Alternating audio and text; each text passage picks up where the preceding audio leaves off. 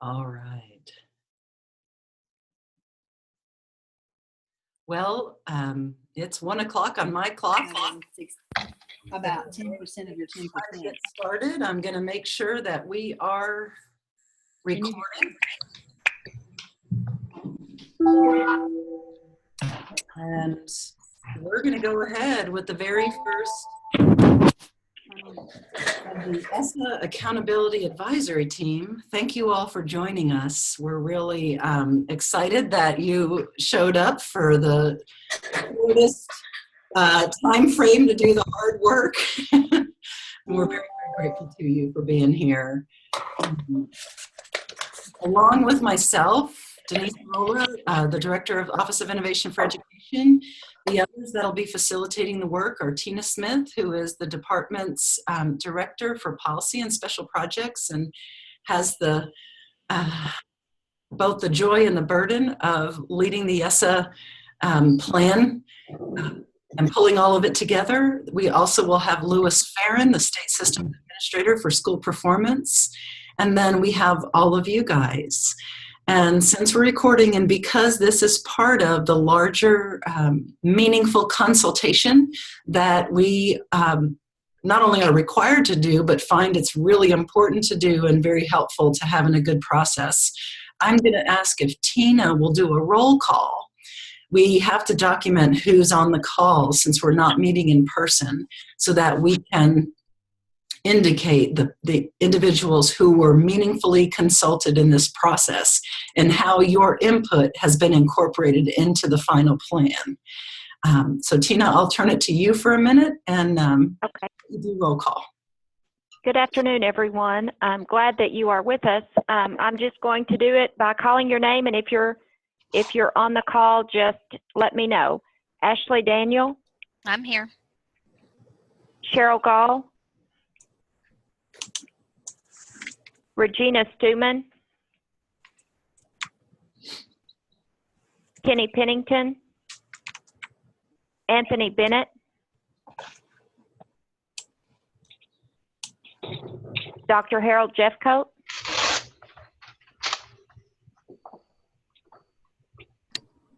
Sarah McKenzie. I'm here. Billy Adams. Bobby Ferris. Randy Rotundo. Joe Kell. Deborah Spivey. Yolanda Williams. I'm here. Harry Anderson. Henry. I'm sorry. Louis, are you with us? Carlene Sheets. Here, I'm on here. Thank you. Danielle Cummings. I'm here. Thank you. Reginald Murphy. Lisa Todd. Here. And Dr. Jay Barth. So if there's anybody that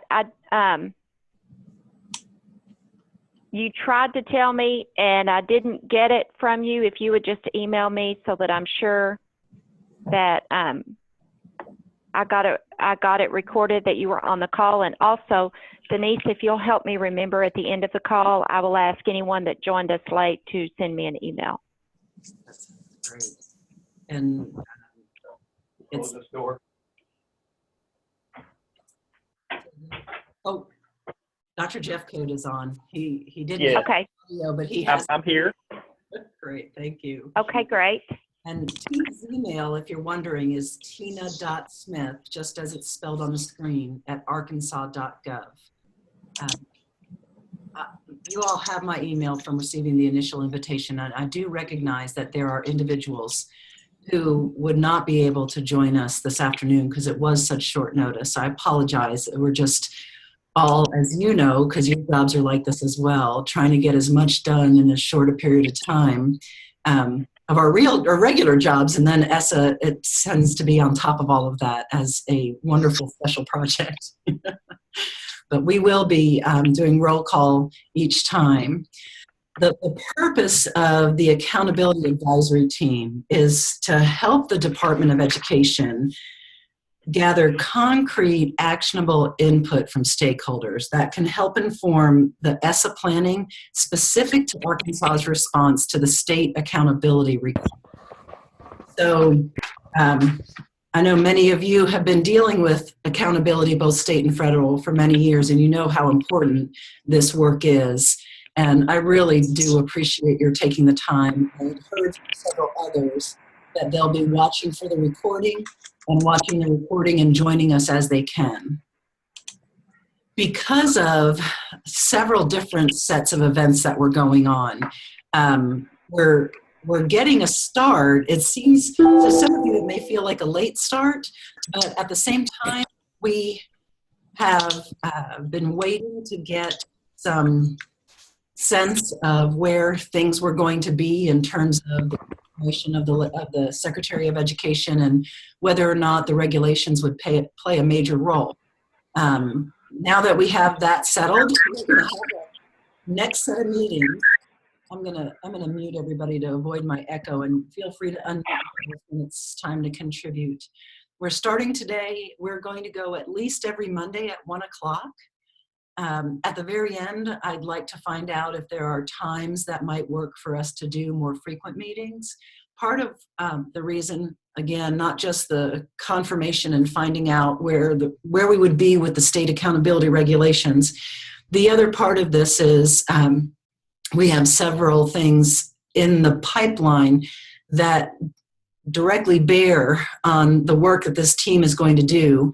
Some of those are visual representations that we're going to have for the next couple of meetings. So once we start today, we're going to roll pretty quickly. So be thinking about whether or not you want to meet more frequently, or if it works for you to be able to review materials in advance, have quick discussion when we do get together, and then do your feedback primarily through what you contribute in the Google Forms or the Google Docs that will be posted for each meeting. We go through March 13th, and then it could be that we need to extend that time. We'll check back with you as we get closer. It may be that some of these topics take a little bit longer, or it may be that we have to revisit topics after we've tried to synthesize some of the input to get more reflection on it. So know that we're going to move as quickly as we can through these initial phases. Then between March 13th and March 28th, we're going to try to synthesize. We may touch base with you. We may ask you to meet with us again at that point. And then there will be a time where the information is presented to the steering committee, March 29th. And then based on their feedback, we may come back to you, or we may just put the information forward to the draft proposal. The department is planning to have a draft proposal for public input in May that would incorporate the work of this particular group. So that's just something important to know. Participate as your schedule allows. We do understand that you have a job that takes you to places and fills your time. So if you can't participate in person, please feel free to listen to the recordings, to review the materials, and to give input into the input sheets. What I'm trying to do in the folder is to make sure that if it's a place for input, it'll start with the word input and a colon, and you'll know that that's a form to open up and submit input into. And it'll be very topical, and I'm trying to do a good job of structuring that. And you all, I know, sometimes have better structure than I do, so you can help me if you have suggestions as we go along that can assist with that. All the meetings will be recorded and posted within the folder, and all of the materials, I'm trying not to inundate you with materials to review, but after today's meeting, probably tomorrow sometime and over the next couple of days, I'm going to be uploading some materials that are from, for example, one from the Learning Policy Institute that talks about next generation accountability models and gives some really good visuals as we discuss indicators and combining indicators to get school ratings. Today's session is really focused on getting the set for the group. We don't always know who needs to join us. You all are the voices from the field, and as much as possible, we want those voices to join us. So if you know of others who want to have input into this process or want to be a part of this, feel free to share the information. Let us know their name so we can add them to the list as they participate, so that we'll know to expect them and can make sure that they have access to everything that they need. And for documentation purposes, we do need to capture whoever is listening and participating. So when you do put information into an input piece, we're going to ask that you put it in and then add a comment that indicates that this is the person that is putting this particular input into the form. There's a draft that I sent you guys of key topics that we're going to need to discuss over the course of this month of meetings. And they'll be addressed as much as possible in the order that you see them listed. However, we may revisit some of these.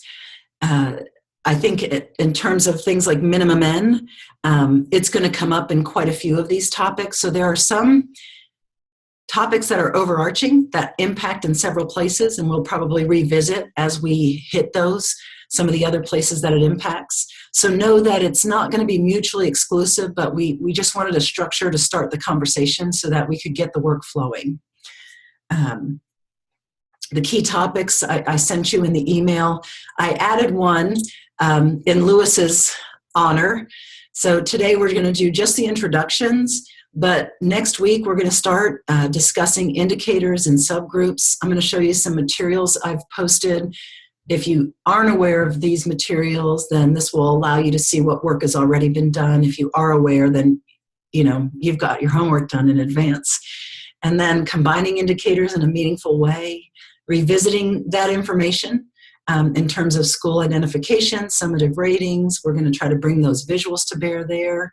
We also will talk a little bit more about special topics under subgroups. There are some nitty-gritty details. I was looking at the work of another state, and they estimated that there are 40 separate decisions involved in the state accountability plan. That's without getting into all the nuance. So special topics means probably 4 or 5 different decisions that need to be informed by you, since you are the people doing the work in the field. Participation rate, data procedures, including all public schools. These are some things that if you've been working in accountability, you're going to be more familiar with what we've done in the past. We do have opportunity to think outside the box this time. The final topic that I put on the list is report card design. Thinking about this, report card design really should emanate from some of the work that we're talking about today. And so I don't want to belabor that, but I think all of these different topics, we need a way to situate them or ground them in the purpose of the work. And so today we're going to talk about how we're going to work together. I'm going to share with you a framework for reflection. And then what I'd really like to do is really talk about this theory of action for accountability and capture some of your thoughts verbally in the recording, and then give you an opportunity as a feedback tool to give input to that before the next meeting. So this meeting, depending on your discussion, may or may not go the full hour. We'll just see how the work goes. This is something, the role of team members. I think it's really important to be very explicit about this, that the decision makers really are people that are not in this group. We are not the decision makers. There are others who will make the final decisions. Our role in this group is to provide input, and this is where you all are so critical. Your perspective in terms of your knowledge and really the work and the opinions of how things will impact your work are so important. How it can be done, how we can ensure that ideas and multiple and different divergent ideas are generated and considered.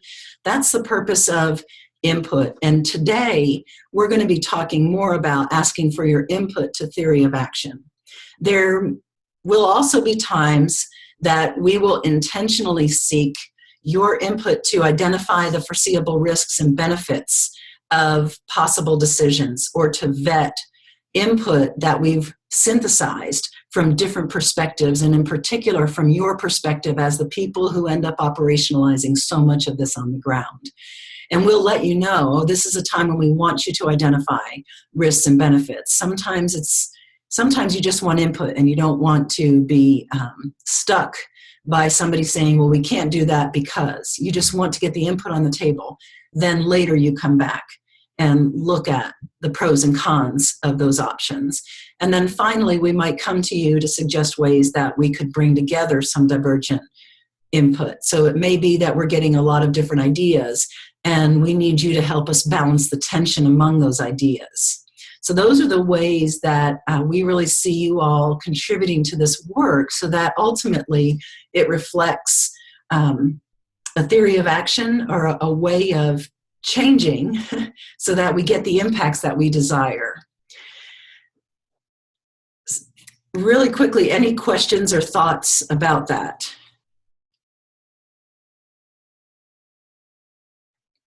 All right. So during the work, we're really going to try to use these norms.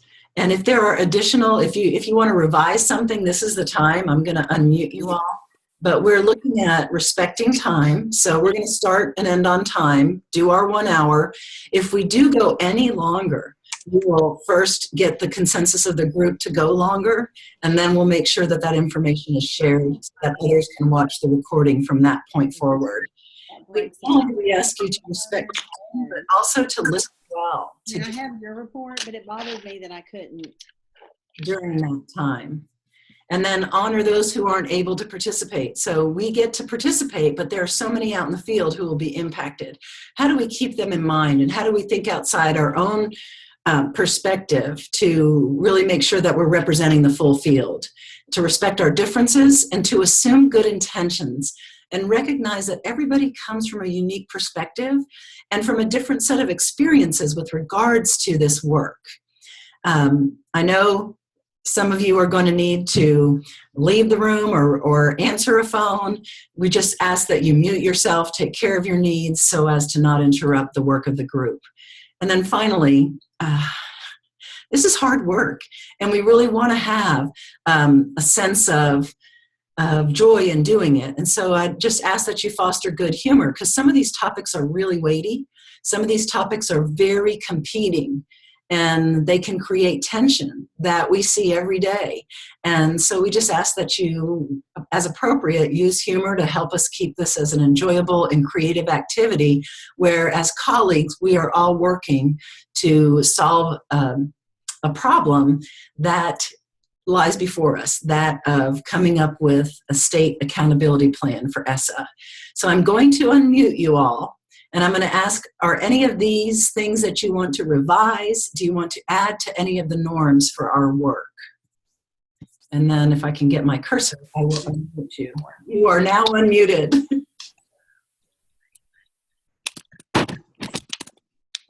Anybody? Are we good? Is the group good with these norms? Yes. Yes. Yes, I think that sounds really good. Excellent. Yes, sounds good to me. Right. We will do the hard work together. All right, I'm going to put you all back on mute. Feel free to unmute yourself if I did that too quickly. I want to talk about what you can expect. This is not a persuasive exercise. We're not trying to win people to a certain point of view. And I think, Tina, you'll probably, and Louis, and I know Annette, you're listening, you would affirm with head nods and thumbs up that we don't have preconceived plans waiting in the wings, that this is really a time for you all, the field, to inform the work. consensus or winning is not desired. We want to get as much information as possible. And as I said previously, we'll let you know when we do need to get some consensus, when we do need to resolve something that we just can't find a sense of agreement on. So we will let you know when that time is coming. Also, given the work that we get to do here in the Office of Innovation, we know that there are some really exciting and incredible things going on in schools in Arkansas. And we want to make sure that what is happening with accountability doesn't deter that, doesn't throw up additional barriers, doesn't crush the innovation, so to speak. We also know that in every classroom, people are doing the best work that they can, and that we need to be aware of that and honor that while finding ways to incentivize all of us to get better at our craft. So we want to support a culture of possibility and to be willing to step outside the lines and think about things that we normally might not have thought about. Particularly in this current policy environment, I think we have an opportunity to really think in that way. The other piece that this one is very close to my heart, and I know there are several of you out there who have been in positions, and several or are still and currently in positions where you seek input, and people don't always say what they're thinking until they walk out the door. We really don't want you to leave things unsaid. We want this to be a safe environment where you can say the things that need to be said, raise the questions, make sure that we're addressing your questions over the time that we're allowed for us to progress in a decent amount of time. Make sure we're addressing the things you need us to address, because this will impact you. And rather than come back and say, well, they did it to us, this really needs to be something we own. The federal government under ESSA is using language that basically says, this is your state accountability plan. This is your decision. That means it needs to be our decision. We can't throw it off on the federal government anymore. And we sure don't want you to throw it off on the state Department of Education. That's why this stakeholder feedback has been so intense and so much more lengthy than what any of us have been used to.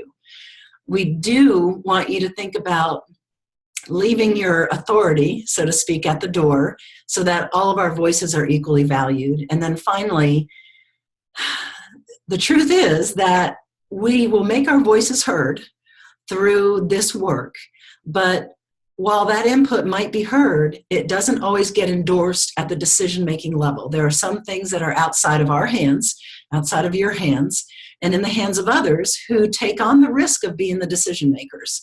And input does alter the process in a lot of different ways, but not all of it may result in a particular action. So we just need to know that going into it. We've all experienced that. It's just good to call it out in the open. So any thoughts? Again, I want to unmute for just a second. Any thoughts about this? The state did it, Albert. Looky here. Let them create. So you are now unmuted. Melody. Sorry. If you all have any thoughts, let me know. Otherwise, I will move to the next piece.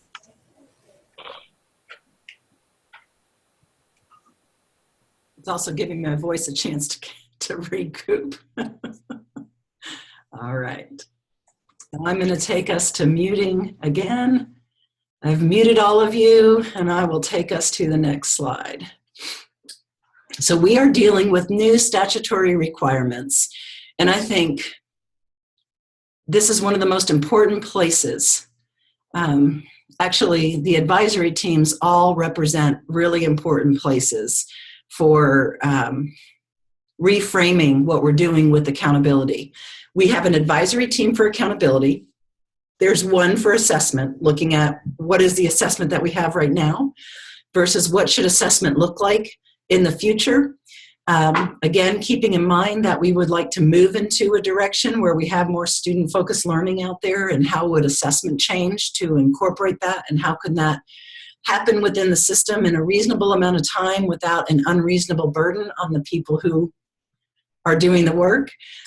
We also have an advisory team that will be looking at comprehensive and targeted support and how that could look different under ESSA. And I believe we also have an advisory team on equitable access to effective teachers.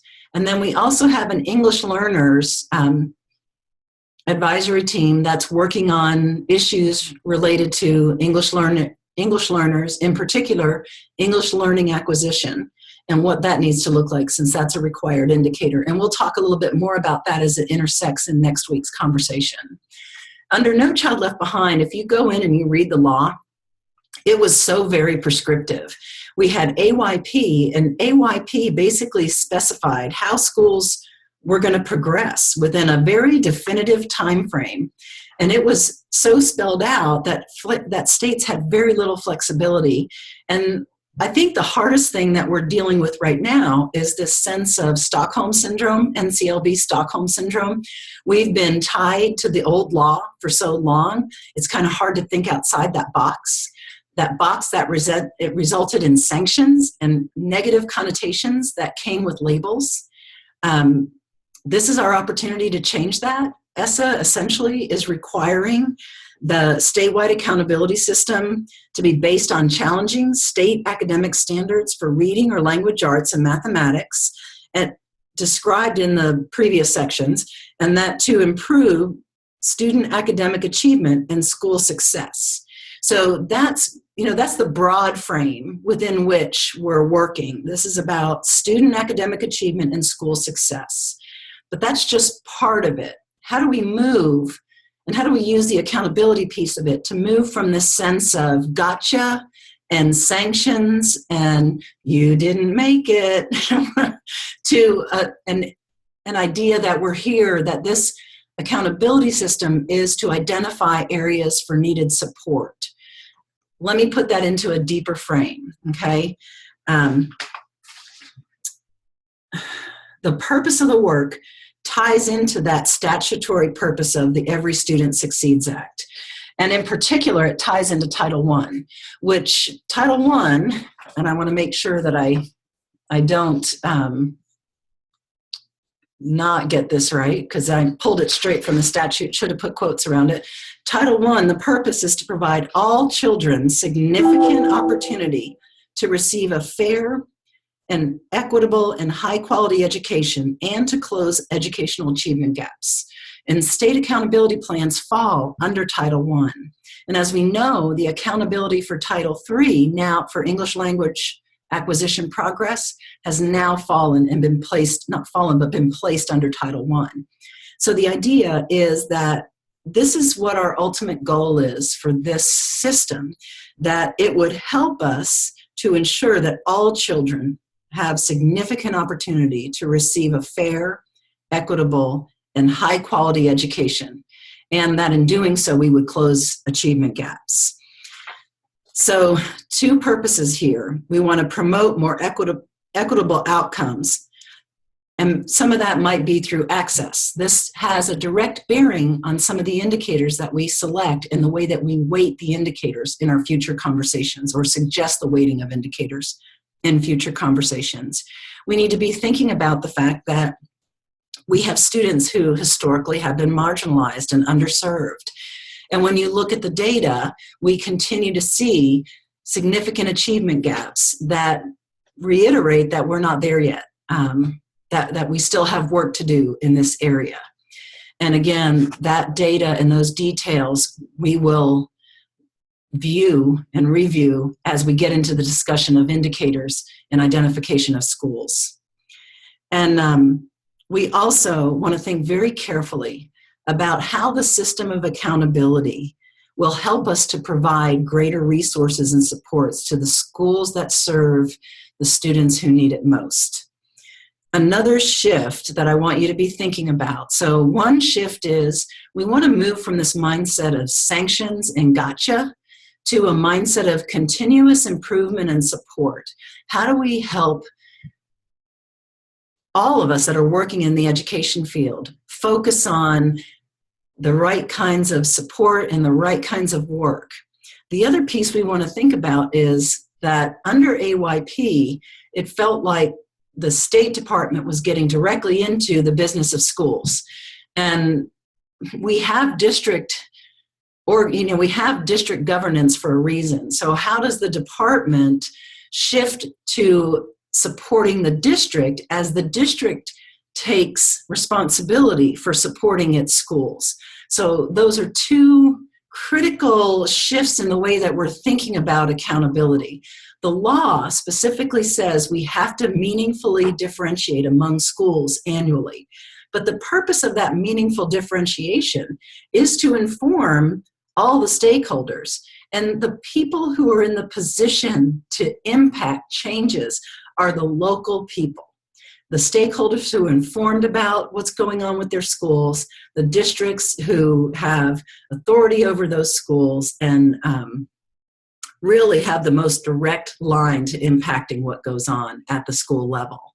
And then how does the department provide information, and how does the department use any additional support to help serve those needs within districts? So let me take you to the next slide. Now, some of us are landscapers. We look at the landscape and we envision the entire big picture. And we see that beautiful, lush lawn with all the landscaping. And it's like the analogy of the forest for the trees. Some of us, our strength is being able to see that big picture.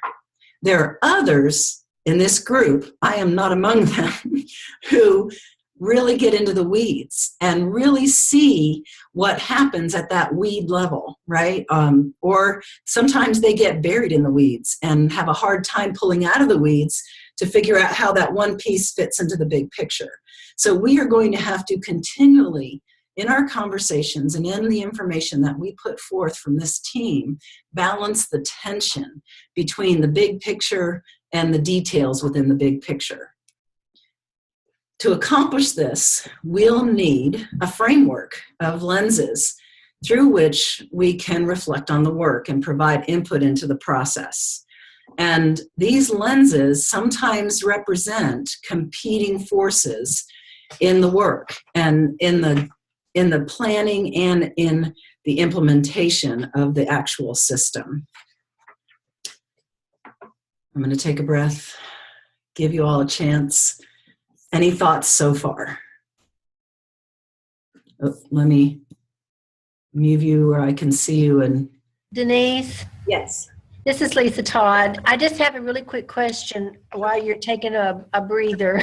I wanted to know if Arkansas law, the Act 35 with the sanctions and the rating of the schools of the A through F, which is more of a sanctions, how will that work with this new supportive model of accountability? Will Arkansas laws have to be changed, or how will that look?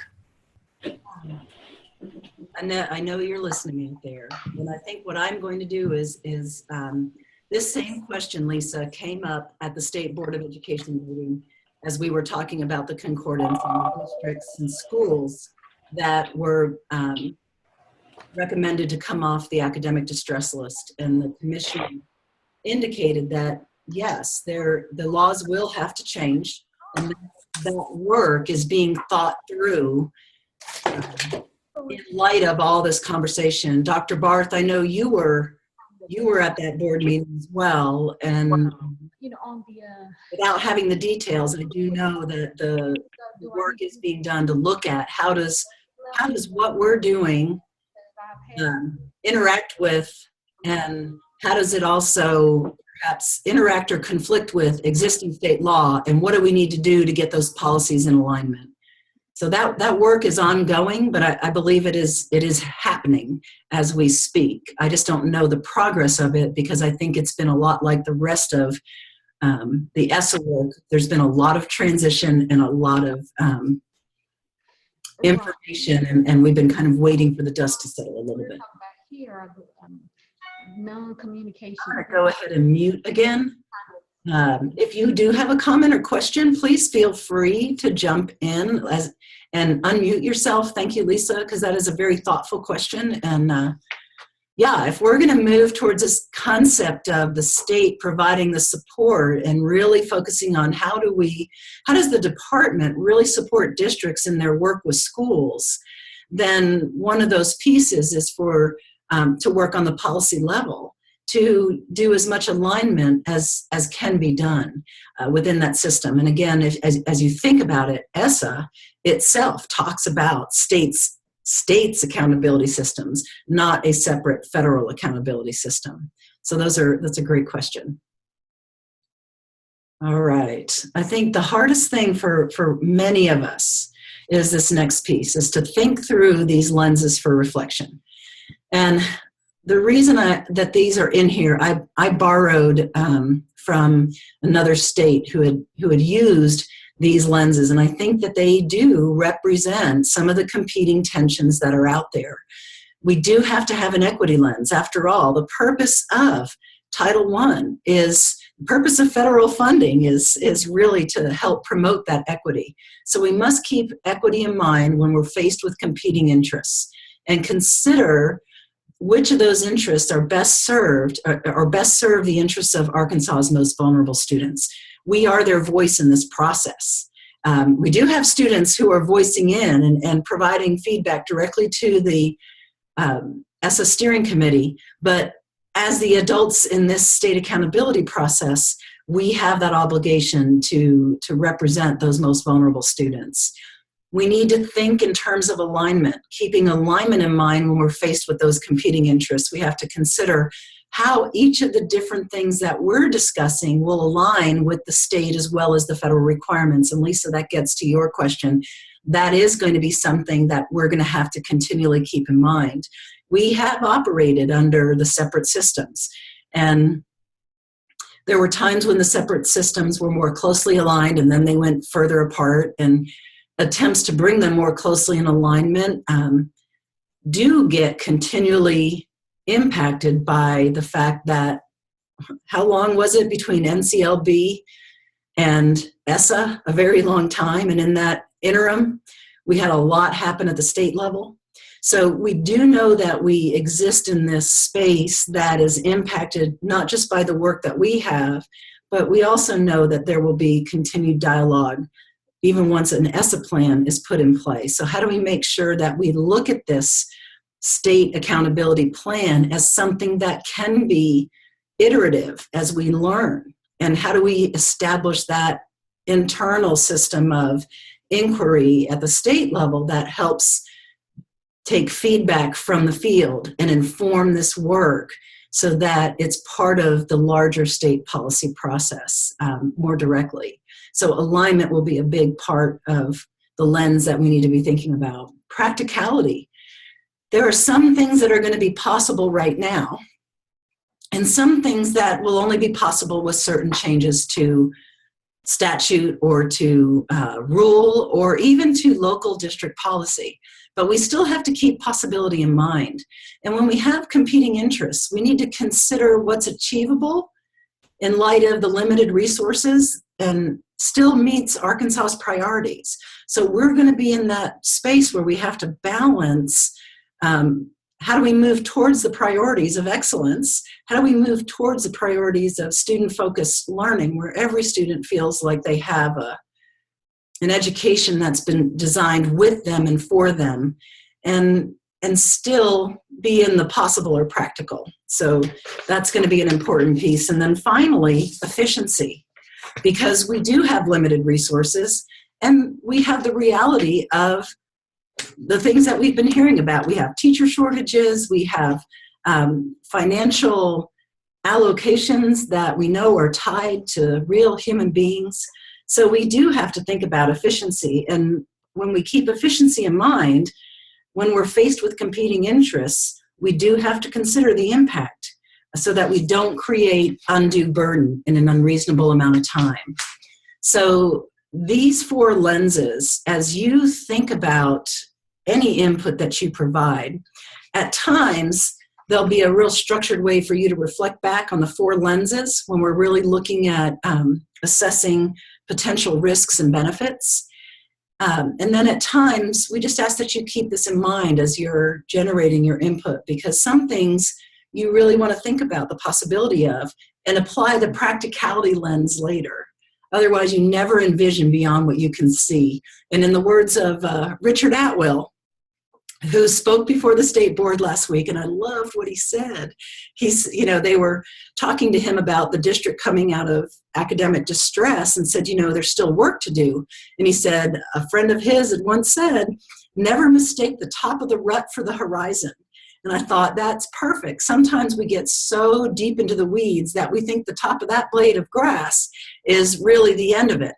We have to be able to envision what's around us, deal with what we're in right now, but keep a hopeful and visionary look to the future, because we do want to go to a different place than where we are right now.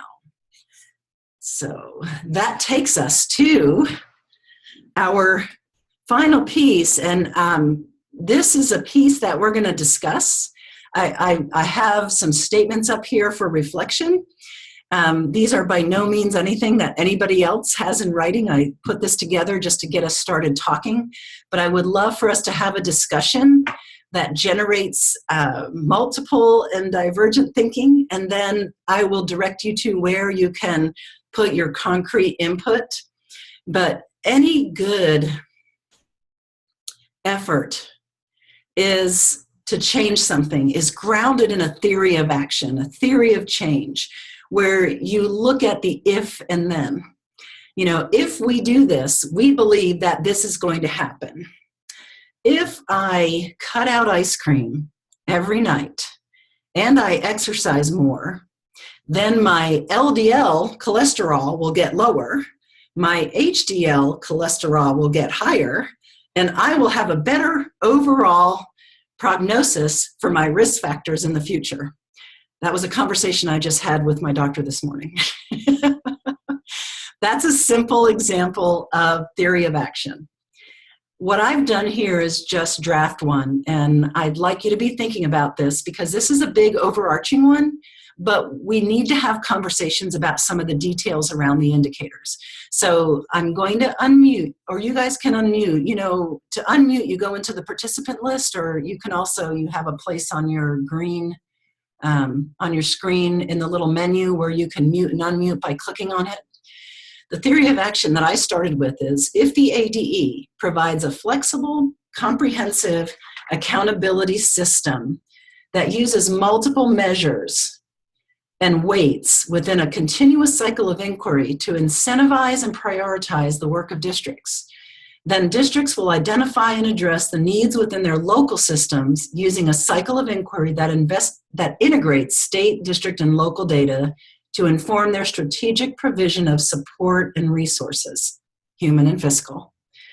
And this will enable continuous improvement among all schools and close achievement gaps within schools, across schools, within districts, and across Arkansas. So I'm laying it out there, you guys. That's my general theory of action behind the work that we're doing in general. I bring this up for your reflection because one of the things that the law requires us to do is we still have to focus on grade level proficiency. And under NCLB, the theory of action was that if you sanction people for not meeting improvement targets, then they will improve. And that didn't happen. By focusing on just grade level proficiency, what happened was we created a culture of bubble kids and worked towards improving bubble students. And in the process, we sometimes left out kids that were in other parts of the achievement continuum. So the idea behind the theory of action is to support design, is to have some strategic design that supports our purpose. So I'm interested in thoughts, reflections, other statements that you might have about theories of action for the state accountability plan.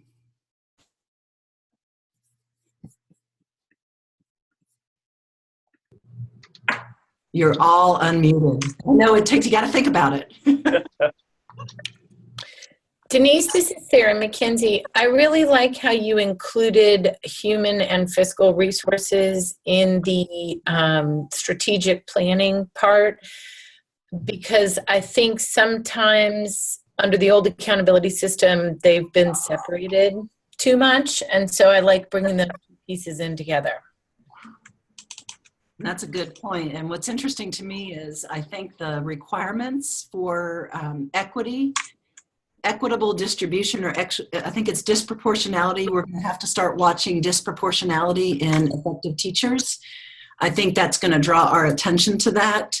A different group is really addressing the nuts and bolts of it, but it does play into this larger idea of how do we really make a difference to close achievement gaps and make sure that all kids have opportunity to access the highest levels of education that they're interested in. Other thoughts? Denise, this is Lisa.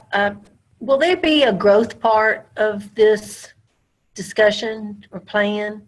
Yes, and tell me, I mean, for sure, I was going to share with you in just a little bit some of the work that's been done, but I'll spill some of it now. The early work by the listening forums and the stakeholder feedback meetings that were part of the tour that Tina and others did across the state, growth was one of the indicators that was most highly valued among all the different indicators that are required.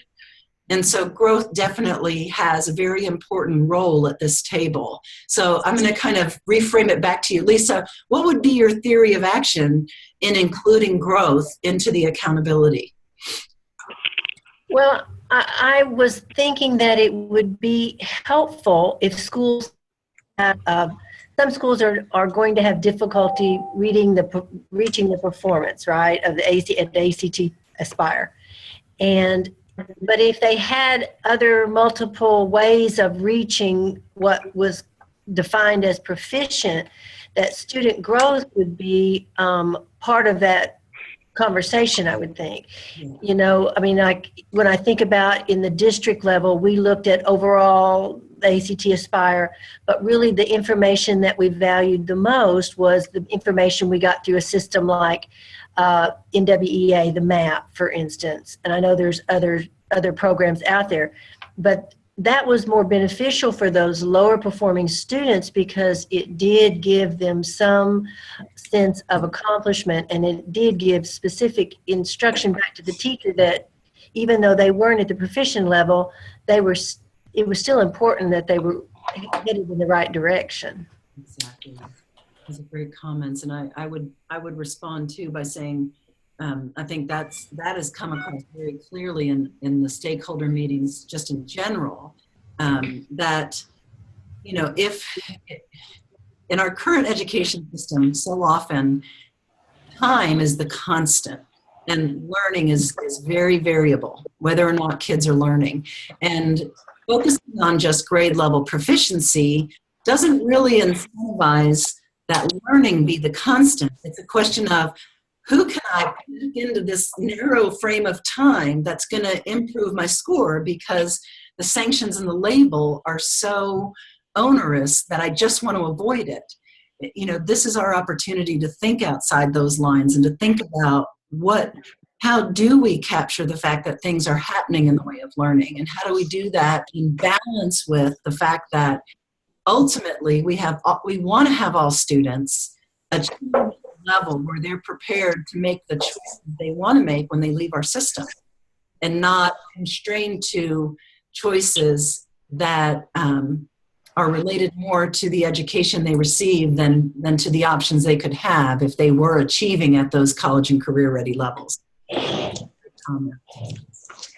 Other thoughts, theories, Denise, this is Jay. I first off totally agree with that comment about, in that conversation about growth. The other somewhat related factor is school climate, the variety of things regarding school climate in terms of the atmosphere being a safe atmosphere, a very welcoming or student-friendly atmosphere.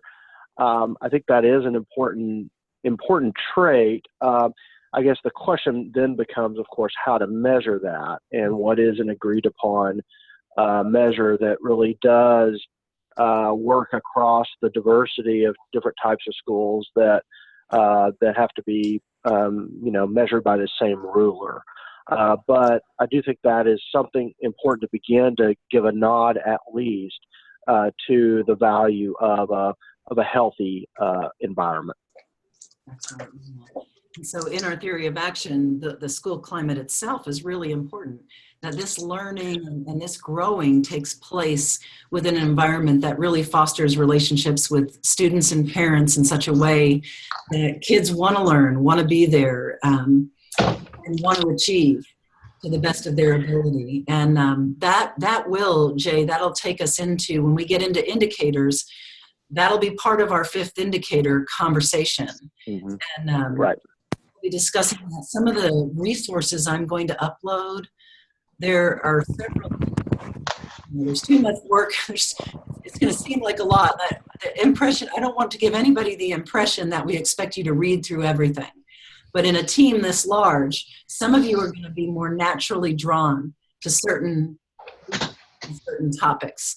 And so there's some really good RAND work on instruments that assess this. And we have access to a few other resources that will load into that folder so that we can have that information as background to our discussion around that fifth indicator. Other thoughts? Denise, it's Ashley Daniel. Yeah. Hey, I want to steer us back to the growth component a little bit and just making sure that we take into consideration that there needs to be a good balance between performance and progress. We have seen many schools in our district that are high performing but cannot meet that growth. Mm-hmm. And then we've also seen vice versa, those that are not meeting the performance but show good progress. So there's got to be a balance between those two components in the assessment outcomes. So that sense of equity. So when I think about multiple measures of growth, on the one hand, we want some growth measures that provide us with an equitable look at that so that the students' input characteristics aren't the determiner. At the same time, we have to be mindful of whether or not students are getting closer to the bar, that achievement bar, or at least making it to the next bar. So exactly, we need to be mindful of that. And I think that'll be a big part of our discussion on the growth indicator. Comment. Other thoughts about theory of action? We're down to about 8 minutes, and go ahead. This is Danielle Cummings, and I just have a comment, and it's something to keep in mind. I know that that first line there, that ADE will provide a flexible, comprehensive accountability system.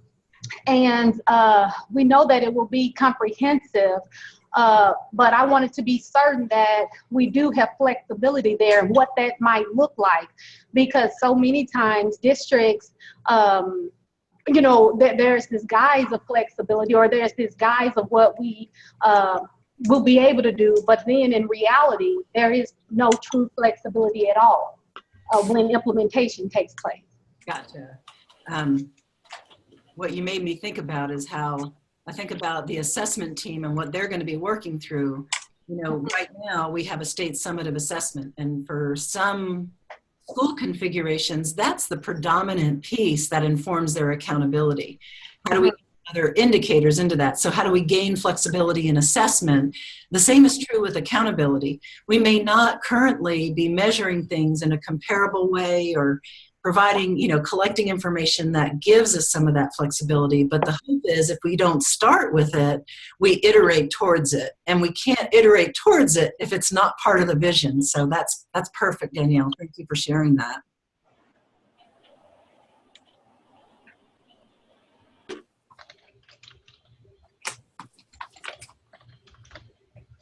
Well, let me take you, what I want to do, and I'm not trying to cut anybody off. If you still have some thoughts, don't sweat it. I'm going to just unmute yourself. I'll mute you for now. We would like to get additional feedback like this on the theory of action. What are the things at your local level that incentivize improvements around what's happening with learning in your schools? So I want you to think about that. And I have a place for you to go and put that improvement. It is actually in the Google folder. And while I'm in there, I want to share with you some thoughts about background and what will be in there.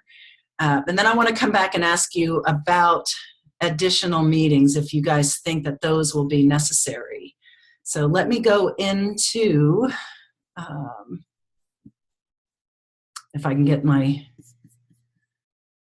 Zoom. Go back to the calendar. Sometimes the best place to look at something is where you put it to begin with, if you can remember. That would be me. So this is the share folder. And Tina and I were trying to very quickly take all of the pieces that pertain to this first meeting and put them in a folder for this meeting. And if we can, we're going to try to organize using subfolders so that you'll know which materials are with which meeting.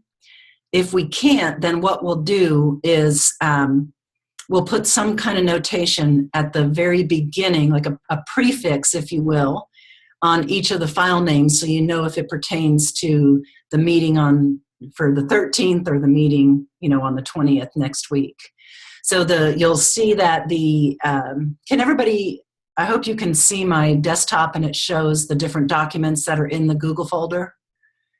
And it's an open folder, so everybody should be able to access it. If you can't, just let us know. We'll troubleshoot with you. The PowerPoint from today is here.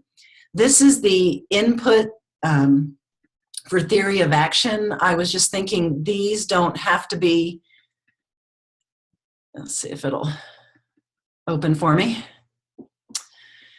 So use whatever format works for you. This is just one way that you could conceptualize it. But as you're thinking about these things, as you look towards the idea of the required indicators or additional indicators, we will need to be able to put those into the plan in a way that we have a rationale or a justification for their inclusion. So that's what a theory of action can help us to do, typically based on the research. So you can input, this is just a screenshot that I captured from my PowerPoint, but you can use the if, then, and. If you're a real visual person and you want to do a diagram and capture it in a screenshot and stick it in there, if you just want to write words, we just ask that you come in here and just put your name in so we know who the comments are coming from, and then put input into the theory of action. And it can be this broader piece. You could take the statements that I've made and rework them in a way that sounds better or makes more sense to you. Or you could approach some of the more nuts and bolts, deeper details of the theory of action. If we're focused on this, then we should get this. If we include an extended cohort graduation rate, then schools will be incentivized to make sure that students who didn't finish in 4 years recover their credit and finish in 5. So as much as you can, little thoughts around the theory of action are very helpful to us. And so this form will be there. All you have to do is click on the form, open it, put your comments in. We just ask that you let us know who you are so that if we have any questions, we can clarify with you. No judgment in this. Again, this is just input. This is not vetting in any way, shape, or form. So don't feel like somebody's going to look at that and go, oh my gosh, what were they thinking? That's not the purpose of this. This is idea generation. Let me go back to the folder. And I did create this document, which has links to a bunch of the background. You could definitely go out and find this yourself. But if you're as busy as I am, then it helps when people put the most pertinent pieces together. There has been some background work done. The ESSA homepage for the Department of Ed kind of gives you the overview. That should say STAGE, not SAGE 1 link. But the activities under the early work of the stakeholder feedback have been summarized under stage 1. This will take you there. We've done some background information on accountability and reporting, on subgroups, on minimum N. And then in the October and November meetings, there's some summaries of the surveys specific to what stakeholders have talked about around the indicators. So this is all background information for our meeting next week around those indicators. And my hope is to have this PowerPoint in a draft form for the next meeting so that you'll have a sense of where we're going sooner than the last minute. So hopefully it'll be in there by Thursday evening of this week so that you guys can reflect and prepare. But we have done some work on minimum N and on the adjusted cohort graduation rates and modeling. So those links are all here. I put a link to, I put the PDF of ESSA. What we've been told by, and I might be going over, I'm right at time. What we've been told by the new secretary is, and by everybody else who's been trying to help with this transition, focus on what's in the statute because the regulations are in the process of repeal. So that's why the statute is in here. A copy of the initial email, the advisory team. As you think of people that you would like to invite, please add them into this copy so that we can know who we can expect. And then I will begin adding things for week 2 on the required indicators and some of the nuts and bolts that we're going to get into as we get into this last topic. So let me take that and say very quickly before we finish for the day, are there, I guess I'm interested in your thoughts about additional meetings.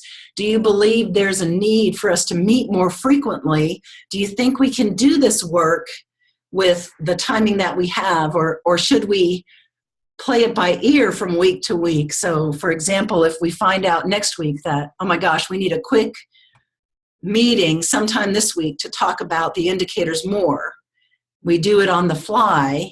That's really, I want to throw that out to you all. You know your schedules better than I do. Mine is crazy, so if yours is too, let's make sure we can do this in a manageable way. What are your thoughts? Yeah. Excellent. Let's see. I see up there Kyle from Warren. Thank you for joining us. Mark from Blue Vernon. Maybe we'll thank you. Dalton, Riverview. Thank you. Who else? Let's just do it that way. Who else is on the call with us today? From Indian Valley. Oh, thank you. I keep hitting the wrong one. All right. So if you have strong feelings one way or the other, would you email me and let me know? And with that, I guess I'm just going to thank you all for being here and look forward to putting things into this folder for you to review and meeting with you next Monday at 1. And if you can think of another day during the week that you think might work, my Friday afternoons, not the most popular time for anybody else, but that tends to be a good time, Fridays in general, except for the first Friday of every month. That one is sacredly kept for some other activities related to the department's work. So be thinking about that. And with that, I'm going to bring it to an end. So okay, that's fine. We'll talk you through some things. If need be, send you anything that needs to be done. Who's talking to them? Anybody? From Waterford. Thank you. Thank you, Denise. What we'll do is towards the end of the call, Oh, there, I got it. All right, you guys, we'll see you the next time. And like I said, feel free to email me if you have any suggestions or anything that we need to bring to the attention of the group in the interim. If you have resources, add them, bring them up into the folder and we'll get them named so that they're easily organized. Thanks a lot, you all. Thank you. Thank you. Thanks, Denise. Thank you.